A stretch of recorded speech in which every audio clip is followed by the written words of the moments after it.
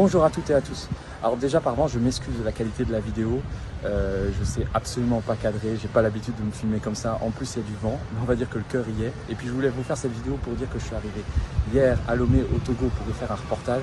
C'était un peu compliqué avec les autorités togolaises, j'avais tout fait dans les règles, au départ ça s'est plutôt bien passé, elles m'ont délivré un visa, elles m'ont promis une accréditation et puis d'un coup ça s'est raidi, elles ont vite regretté leur élan d'enthousiasme à mon égard.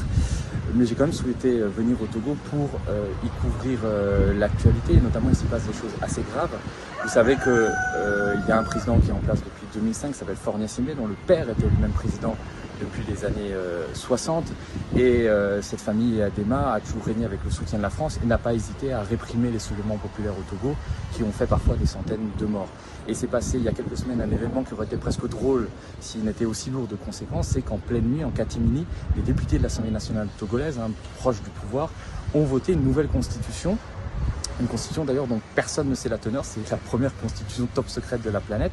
Mais ce qu'on sait, c'est qu'elle va supprimer l'élection du président de la République par le peuple pour que le président de la République soit élu par les députés. Ce qui va faire en sorte que Faure Gnassingbé va pouvoir se maintenir beaucoup plus facilement au pouvoir et que l'élection présidentielle qui est prévue en 2025 va être annulée du coup.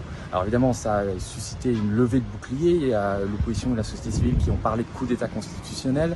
Il y a même les évêques togolais qui ont protesté contre cette nouvelle constitution, où on n'a pas fait appel au peuple.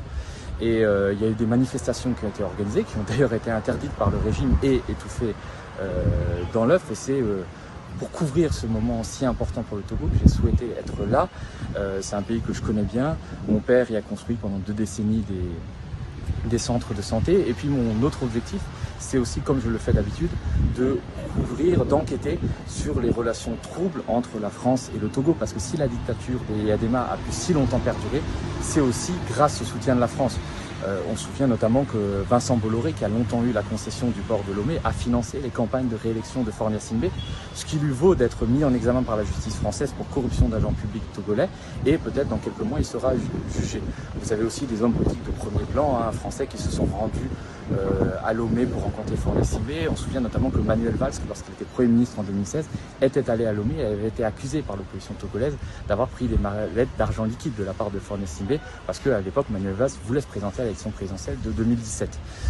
Il y a quelques années cela, Emmanuel Macron, de manière tout à fait officielle, a vendu des hélicoptères d'attaque à l'armée togolaise, des hélicoptères qui peuvent être utilisés pour réprimer les manifestations. Donc il y a vraiment à creuser sur les dessous de la France-Afrique et en espèce sur les dessous des relations entre la France et le Togo. Alors j'espère que les autorités togolaises vont me laisser faire mon travail, que je vais pouvoir enquêter. Ça va pas forcément être facile, mais comme on dit, Capri mort n'a pas peur du couteau, et j'espère vous donner de bonnes informations et peut-être même des scoops. Et en tout cas, je vous dis à très bientôt.